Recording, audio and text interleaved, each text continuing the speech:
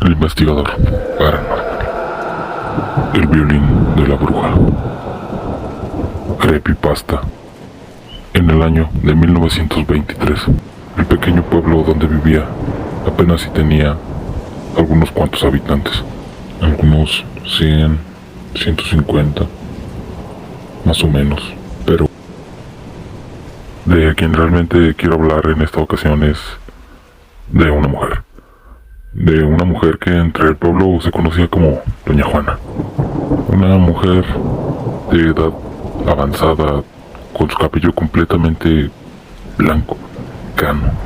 Peculiarmente su cabello siempre lucía de forma descuidada.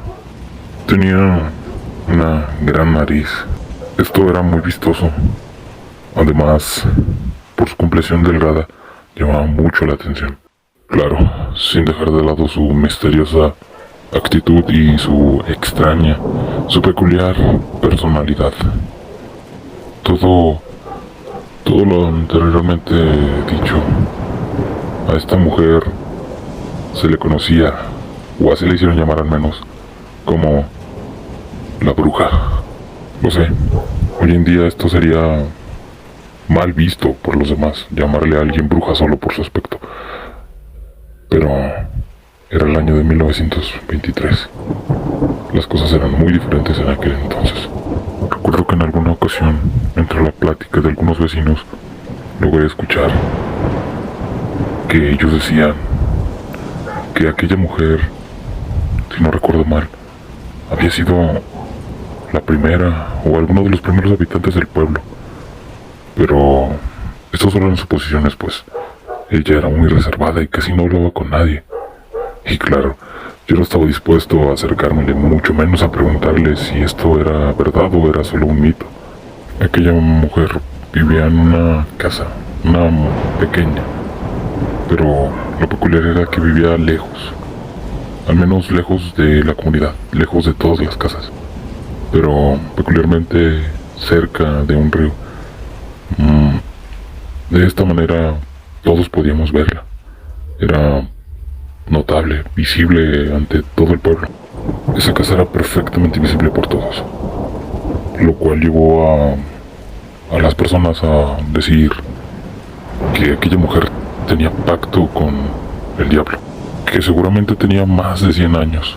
Otros decían que la habían dejado seguramente plantada en el altar, pero todo aquello solo eran los rumores del pueblo típicos.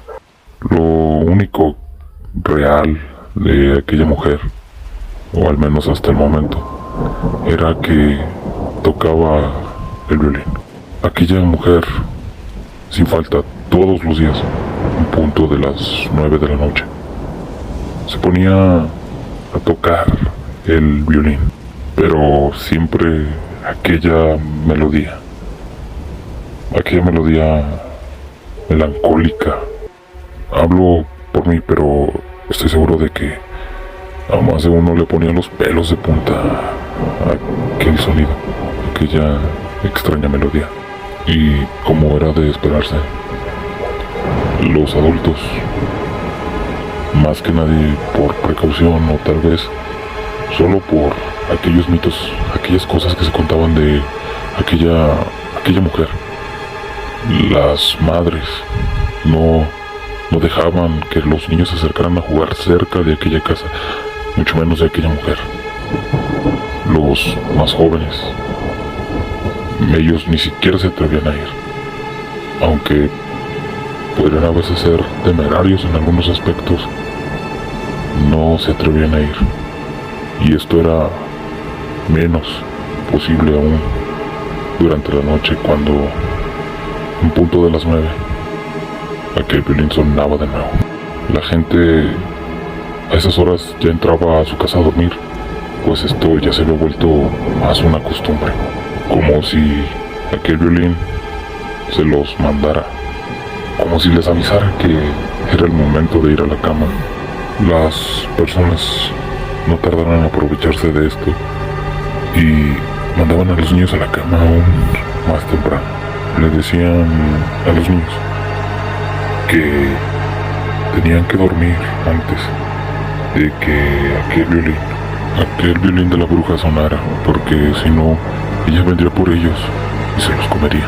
Esto obviamente asustaba mucho a los niños y ellos se iban a la cama a dormir una hora antes de que aquel violín sonara.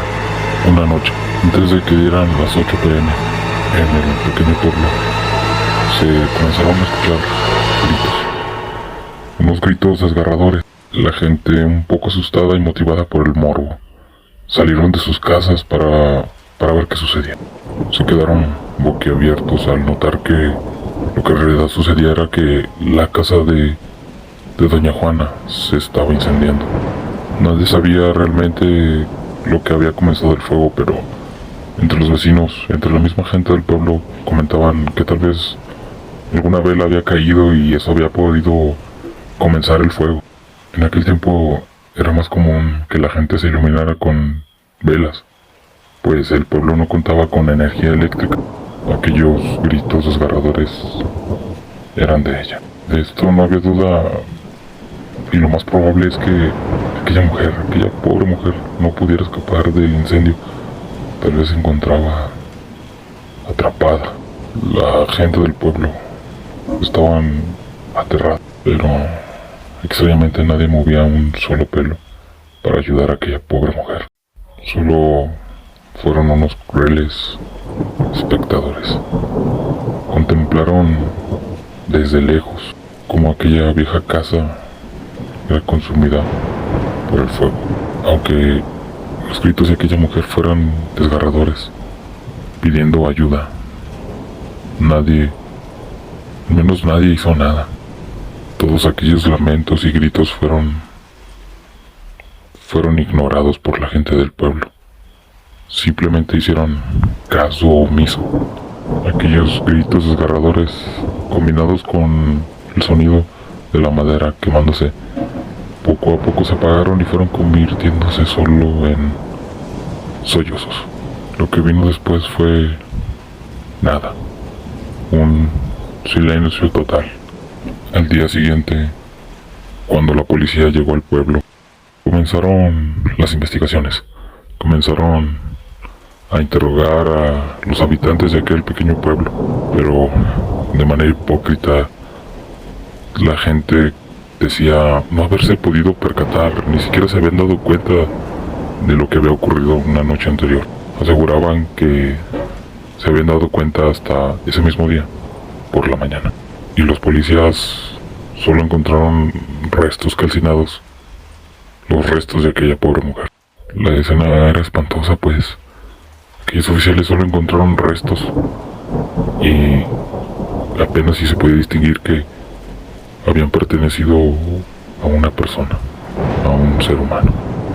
Aquella pobre mujer no tenía familia y los policías se limitaron simplemente a enterrarla en el patio de su casa. Claro, esto solo fue una excusa para evitarse más trabajo y más papeleo. De igual forma nadie la extrañaría o reclamaría su cuerpo, o lo que quedaba de ella al menos. De esta manera la policía simplemente se marchó y dio el caso por cerrado. Lo dejaron como que aquel fuego había sido solo un simple accidente. A algunos no les importaba y de cierta manera se sentían aliviados, pero había quienes nos sentíamos culpables por no haber hecho nada y por no haber ni siquiera intentado salvar a aquella pobre mujer. Ni siquiera lo intentamos. Pero en el fondo, incluso aquellos que sentíamos culpa, nos sentíamos aliviados, realmente aliviados, porque sabíamos que por fin nos habíamos librado de aquella mujer y su maldito violín. Sabíamos que no volvería a tocar por las noches. Pero esa misma noche, cuando todos en el pueblo nos disponíamos a dormir, todos para este momento ya parecíamos estar de una manera irónica, más tranquilos. Pero aquella tranquilidad pasajera se ve interrumpida porque de nuevo lo extraño De nuevo lo raro, lo macabro se hizo presente, pues en punto de las 9 de la noche ocurrió de nuevo. Nadie lo podía creer, pero estoy seguro de que un escalofrío colectivo nos invadió a todos en aquel momento. La confusión y el terror me invadieron, pero aquel sonido era inconfundible. Se trataba de aquel maldito violín, el violín de la bruja. Era esa misma melodía que erizaba los vellos de mi piel. Las personas del pueblo en aquel momento se encerraron en sus casas, bloquearon las ventanas y, sin embargo, aquel sonido era penetrante. Era como si estuviera ahí mismo, dentro de sus cabezas. Las personas horrorizadas cubrían sus oídos con sus manos, tratando de no escuchar aquel sonido. Cuando finalmente dio por terminada aquella macabra melodía, que siempre duraba alrededor de 4 minutos. Pero claro, esta vez no fue una excepción. Nadie en el pueblo podría dar una explicación a esto. Nadie, pero sin embargo, ya todos sospechaban lo que esto significaba. Ellos sospechaban de que posiblemente se trataba del espíritu de la bruja, que había vuelto de la muerte solo para atormentarnos. Así pasaban los días, las noches, aterrando a todos en el pueblo con aquel sonido infernal. Durante algunas semanas no pasó nada más allá de solo tocar el violín, pero en una ocasión, como ya era costumbre, puntual a las 9 de la noche, aquel violín no sonó. En esta ocasión no sonó. Pensábamos, ignorantes, que todo aquello ya había terminado, con algo de alivio en nuestras miradas. No podíamos estar más equivocados en aquel momento, pues el verdadero terror estaba por llegar en aquel momento. Los niños del pueblo comenzaron a desaparecer, uno por uno. El primer chico en desaparecer fue Pablito. Aquel chico era hijo del herrero. Él desapareció justo esa noche, aquella noche macabra que el violín no sonó. Esto era irónico, como ya les digo. Y aunque se emprendió una búsqueda por todo el pueblo, por todas partes, nunca se encontró nada. Pasados algunos meses, algún tiempo después de aquel evento, la melodía seguía puntual, a las 9. Se seguía escuchando con normalidad en lo que cabe. Pero, de nuevo, una noche, aquel violín no sonó. Y esta vez, los que se vieron afectados fueron una familia de carniceros, pues su pequeña hija había desaparecido. Esto ocurrió igual que con Pablito.